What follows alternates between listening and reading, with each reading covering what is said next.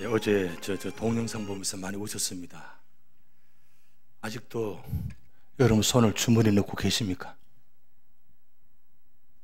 옆에 가까운데 도와드릴 사람 많은데 마문을 닫아버리고 내 손을 내 주머니에 넣고 그렇게 살아간다면 행복하실 것 같습니까?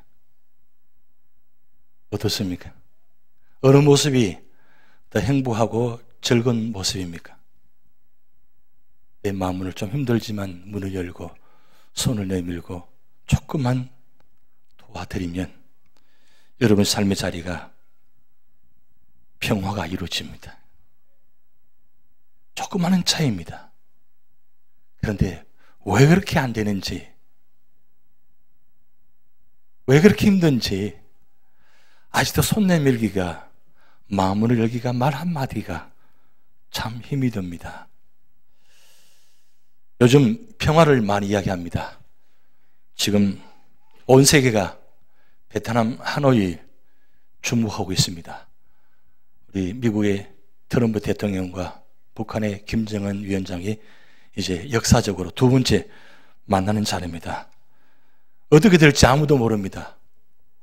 뚜껑을 열어봐야 알지만 이야기는 비핵화 몇 가지 조건을 하면서 평화를 선언한다고 합니다.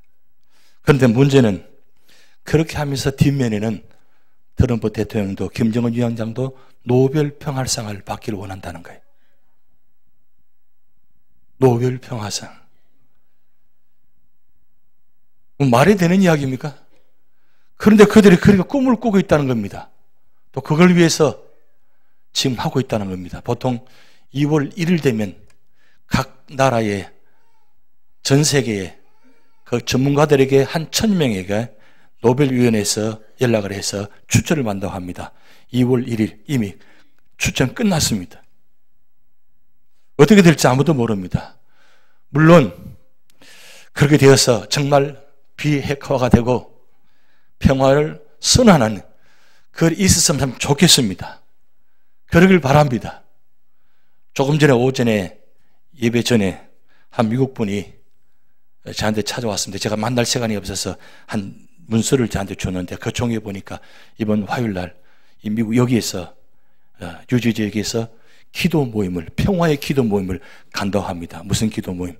이 트럼프 대통령과 김정은 만나서 이번에 꼭 평화가 이루어지면 좋겠다. 그렇게 지금 미국 사람들은 기도하는 교회가 있고 기도하는 사람들이 있습니다. 우리도 기도해야 될 줄 압니다.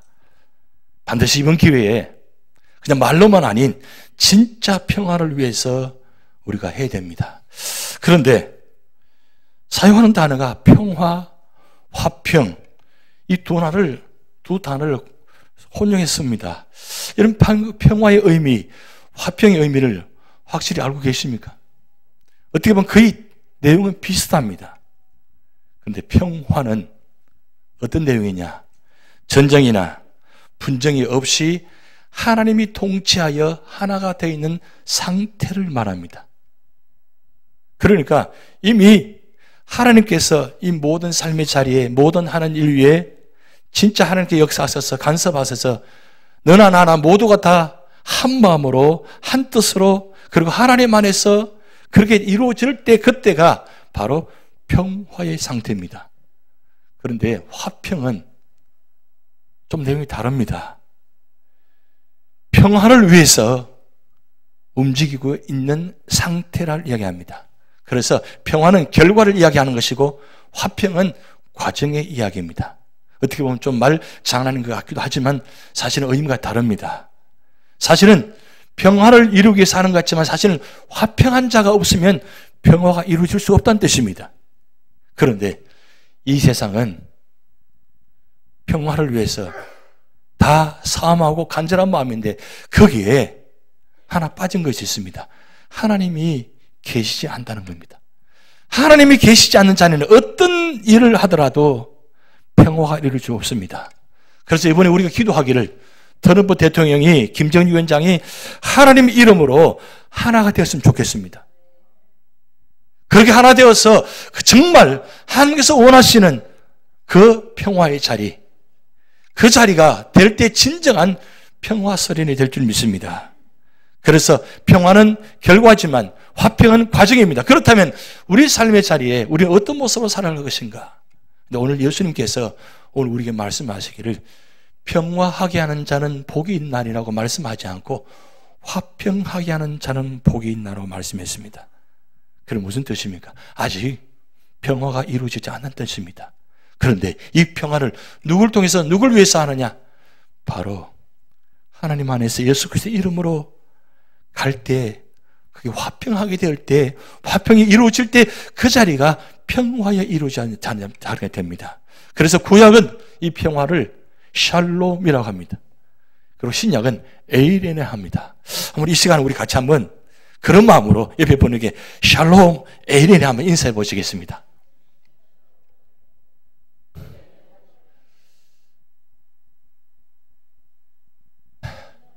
저를 보지 마시고, 저한테 이사님 하시는 것 같던데, 저를 보지 마시고, 옆에 분하고, 보세요, 지금. 옆에 분, 가까이 분들도 샬롬 하기 힘들어요. 에이레네 하기 힘들어요. 그러면 어떠해요? 어떻게 해야 우리가 이 삶의 자리에 평화가 이루어질까요? 왜 예수님께서 왜 화평케 하는 자는 복이 있다고 말씀했습니까? 왜 그렇게 말씀하셨을까요? 그것은 오늘 성경 말씀 고린도전서 14장 33절 말씀에 하나님은 무질서의 하나님이 아니시오 오직 화평의 하나님이시라. 하나님은 무질서의 하나님이 아니십니다. 전쟁을 좋아하시는 분이 아닙니다. 구약 성경에 예언책이 17권입니다. 그게 다 심판의 내용들입니다. 그런데 심판만 말씀하시는 것이 아니라 결론은 언제나 심판을 통해서 심판으로 끝나게 하시는 것이 아니라 심판을 통해서 구원하게 하시려고 예언서를 기록해 놓았습니다. 그러게 그 하나님 마음은 언제나 화평의 하나님이십니다. 우리가 믿는 하나님은 전쟁을 좋아하시는 분이 아니라 언제나 평화를 원하시는 분입니다. 오늘 찬송 불렀습니다. 평화, 평화로다. 평화는 어디에서 오는 것입니까? 위에서부터 내려오는 겁니다. 위에서부터 내려와야만 진정한 평화가 이루어집니다. 왜요? 우리의 마음은 생각은 완전하지 못합니다. 불완전합니다. 그래서 우리 삶의 자리에 언제나 이 말씀을 가지고 나아갈 때 하나님은 화평의 하나님을 다가오시는데 고린도전서 7장 15절 말씀 우리 같이 읽습니다. 시작. 하나님은 화평 중에서 너희를 부르셨느니라. 하나님은 우리를 부르신 이유가 무엇이냐?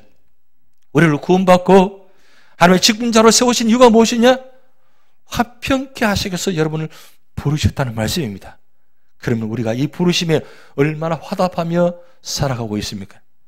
고린도후서 5장 18절 19절 말씀 모든 것이 하나님께서 났으며 그가 그리스도로 말미암아 우리를 자기와 화목하게 하시고 또 우리에게 화목하게 하는 직분을 주셨으니 19절 곧 하나님께서 그리스도 안에 계시사 세상을 자기와 화목하게 하시며 그들의 죄를 그들에게 돌리지 아니하시고 화목하게 하는 말씀을 우리에게 부탁하셨느니라. 하나님이 오늘 저와 여러분에게 부탁하십니다. 뭘 부탁하신다고요? 화목하게, 화평하게 하라는 거예요. 화평하게 하라. 이렇게 하나님께서 부탁하셨는데 우리가 그 부탁을 듣지 않습니다. 그래서 하나님께서 예수님을 이 땅에 보내셔서 예수님을 통해서 이렇게 말씀합니다. 에베소서 2장 16, 14절 그는 우리의 화평이신지라 둘로 하나를 만드사 원수된 것 곧 중간에 막힌 담을 자기 육체로 허시고 이 자기 육체로 허셨다는 말은 자기 몸을 찢으시고 못이 박히셔서 피를 흘리셔서 저와 여러분을 하나님과 우리 관계를 우리와 이웃과의 관계를 화평의 관계로 만드셨다는 겁니다. 그러시면서 15절 말씀 법정으로 된 계명의 일부를 피하셨으니 이는 이 둘로 자기 안에서 한 세 사람을 지어 화평하게 하시고 16절 같이 있습니다. 또 십자가로 이 둘을 한 몸으로 하나됨과 화목하게 하려 하심이라. 십자가를 통해서 하나님과 우리 관계를 하나 되게 만드시고 십자가를 통해서 저와 여러분을 하나로 만드셨습니다. 뭐 어떻게 해야 하나가 될까요? 여러분, 세상에 두 종류 사람을 살아가는 모습들이 있습니다. 피스메이커가 있고 트러블 메이커가 있습니다. 여러분, 나는 어느 쪽의 사람입니까? 1984년에 한국에 광주와 대구 간 고속도로를 만들었습니다. 그 이름을 88년도 88 올림픽이 있었기 때문에 88 고속도로로 만들었습니다. 편도 2차선입니다. 그 길이 직선이 아니고 굽이 걸러와서 좀 굉장히 위험한 도로입니다. 거기다가 처음으로 시멘트 도로를 만들었기 때문에 굉장히 사고가 많이 났었습니다. 그런데 저도 한번 오는 길에 한번 큰 사고를 날 뻔이 있었습니다. 그때 만약에 사고가 났다면 오늘 저와 여러분 만나지 못했을지 모르겠습니다. 밤인데 길이 미끄러운데 그때 차가 미끄러져 가지고 도로를 넘어가는 부분이 있었습니다. 만약 그때 상대편에서 차가 왔더라면 큰 사고가 났었을 것입니다. 그런데 그 도로가 위험해서 2015년도에 도로를 편도 4차선으로 새롭게 뚫었습니다. 새롭게 만들었는데 그때 이름을 시작을 광주에서 시작했기 때문에 광주 대구 고속도로 이렇게 이름을 붙였습니다. 그런데 한국 사람들은 줄임말을 좋아하잖아요. 그래서 광주 대전 고속도로 아니고 광대 고속도로 그랬어요. 광대 고속도로? 광대 고속도로가 뭐가 생각나냐? 삐로가 생각나는 거예요. 그 이름이 좋지 않다 해가지고 각 지역에서 민원을 올려가지고 이름을 바꿨습니다. 이름을 달빛 고속도로. 왜 그러냐? 대구의 이름이 달굴볼입니다. 그리고 광주의 상징이 빛골이에요. 빛골. 그래서 첫 글자를 따서 달빛 고속도로. 이름 멋있잖아요? 그때 88년 그때쯤 이 경상도와 전라도가 서로 좀 반목이 많다 보니까 그러면 이때 무슨 정책을 폈냐면 결혼을 시키자 해서 그때 많이 결혼을 했습니다.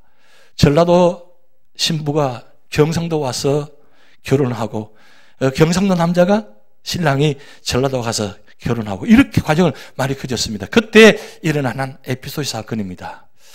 이 경상도 신랑과 전라도 신부가 결혼했습니다. 그래서 알콩달콩 그래야 좋지 하고 참 사이가 너무 좋았습니다. 어느 날 이 전라도 신부가 감자를 삶아왔습니다.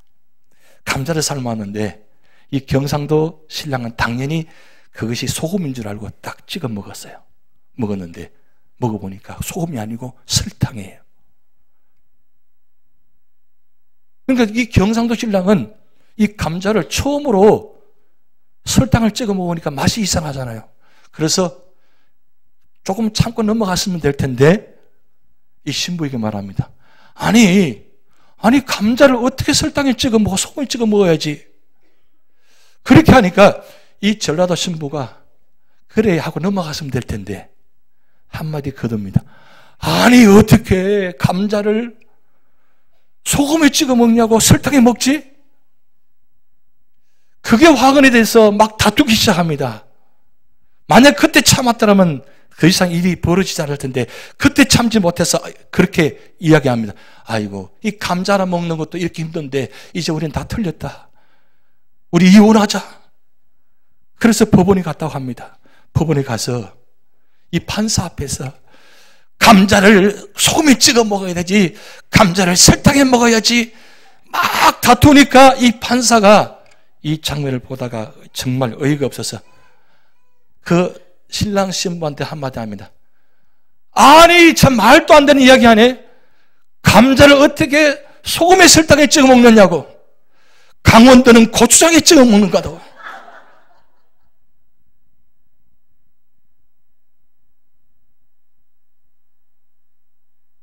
그 다음은 여러분의 생각에 맡기겠습니다.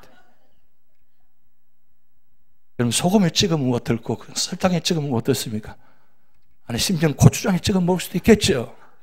그런데 문제는 무엇입니까?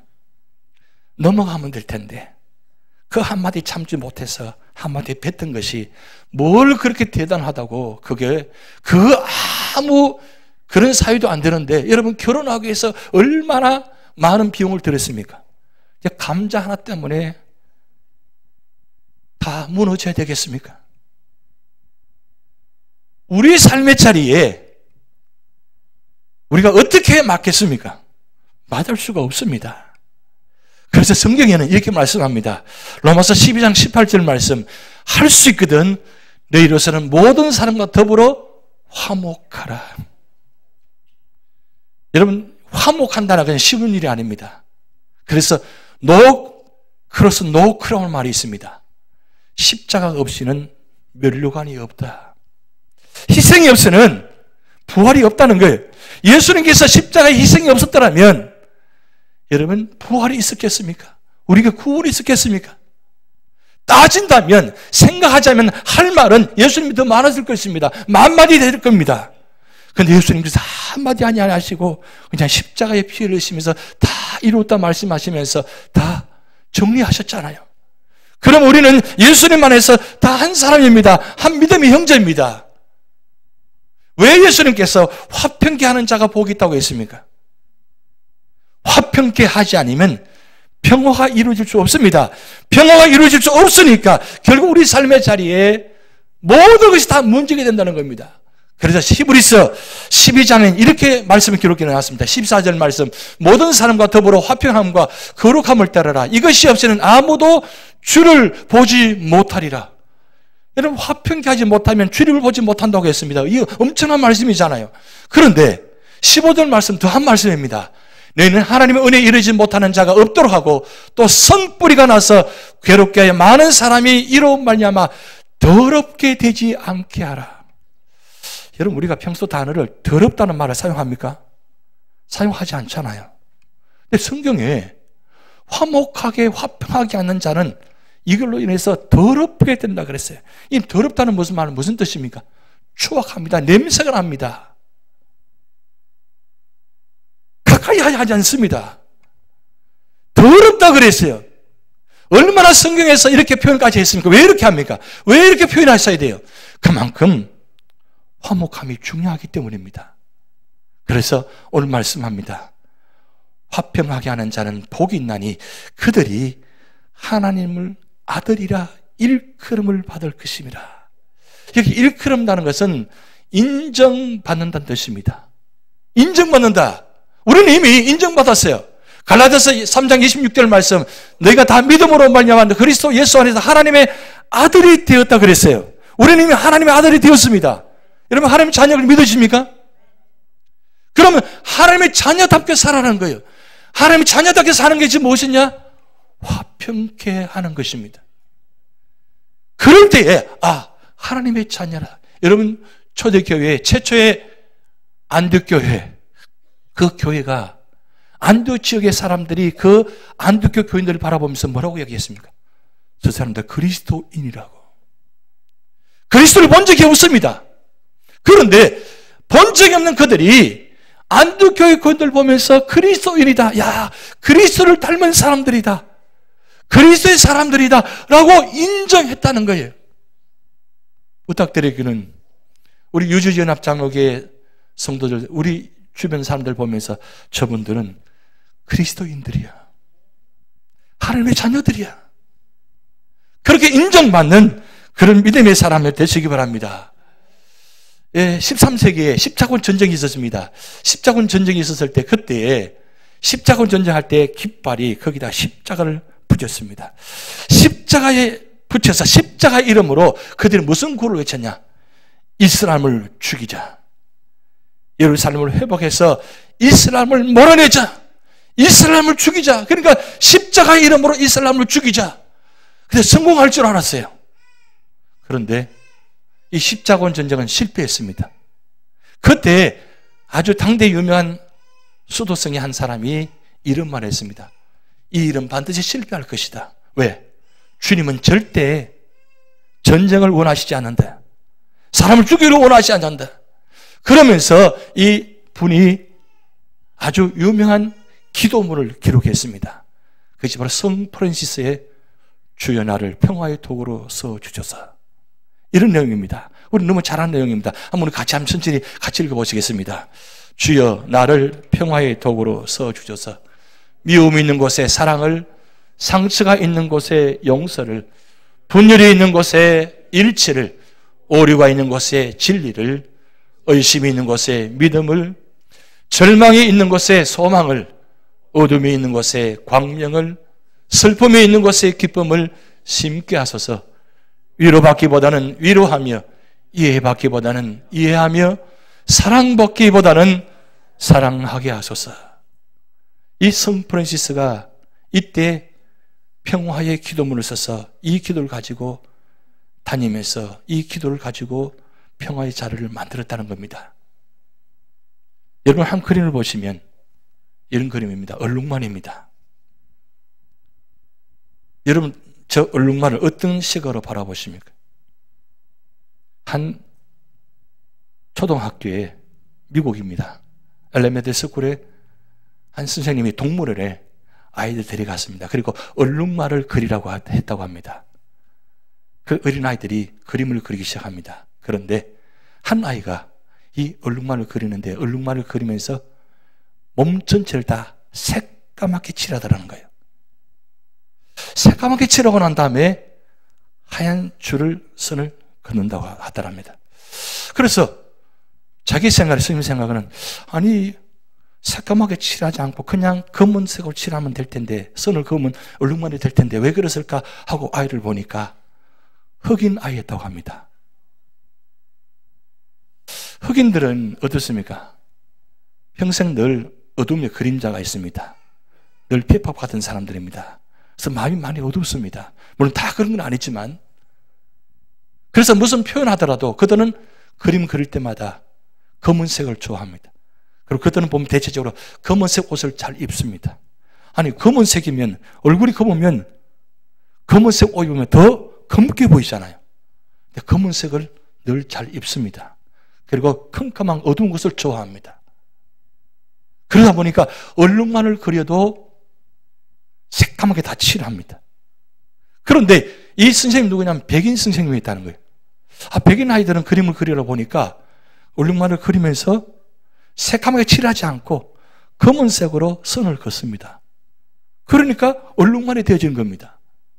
그때 이 선생님이 깨달은 게 있습니다. 흑인 아이가 새까맣게 칠해서 흰선을 그은 것이나, 그리고 백인 아이가 그냥 거기다가 검은색을 흰선을 긋는 것이나 틀린 것이 아니라는 겁니다. 단지 바라보는 관점이 다르다는 겁니다. 다르다는 겁니다. 여러분, 우리 삶의 자리에 우리는 다 다릅니다. 부부가 살아가도 30년 살아도 여전히 다릅니다. 같으면 얼마나 좋겠습니까? 그런데 참 신기한 건 어느 순간에 닮아가요. 그래서 가장 좋은 거는, 부부가 참 닮았네요 하면 참 듣기 좋은 말이에요. 근데 아직 40년 살았는데 아직도 달라요. 왜 그렇게 차이가 나요? 왜 그렇게 다른 게 많아요? 또 고백합니다. 우리 남편하고는 다른 게 너무 많아요. 우리 아내하고는 너무 다른 게 너무 많아요. 늘 다르다는 겁니다. 자꾸 다르다고 생각하면 여러분, 같아질 수가 없는 겁니다. 근데 놀라운 것은 신기하게 자녀들이 그 부모를 닮아요. 그래서 어딜 가든지 보면, 자녀를 보면 누굴 볼 수 있냐? 그 부모를 본다 그러죠. 닮았으면. 그리고 보면, 아이를 보면, 붕어빵이네, 그래요. 너무 닮아가지고. 그런데 이상한 아이하고 엄마하고 달라. 왜 다르냐? 엄마가 성형수술을 했거든요. 그 모습이 다른 거예요. 요즘 그렇게 많답니다. 태어나고 보니까 닮은 게 하나도 없어.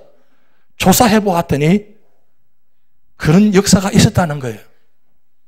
근데 놀라운 건, 이 좋은 점을 잘 닮아야 되는데 어때요? 우리 자녀들이 좋은 점을 닮기보다는 안 좋은 점을 잘 닮아요. 그러면서 아내가 남편을 이야기하죠. 저렇게 지 아버지 닮아가지고 저렇게 못됐다고, 저렇다고. 남편들은 한마디 안 해. 왜요? 가정의 평화를 위해서.